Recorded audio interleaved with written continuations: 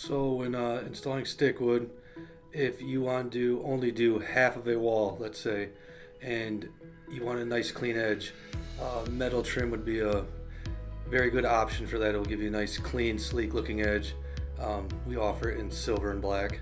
So here's a good application where you'd want to use metal trim. You're coming to a 90 at the wall and you're only going to do the face. This would be a good option. Super simple. It's peel and stick just like all of our products. You literally peel the tape back. You want to get it flush with the wall here, and then slowly peel that tape down. It's always good to give it a little roll. It's pressure sensitive tape. Little pocket here that the stickwood slides into. Fits perfectly.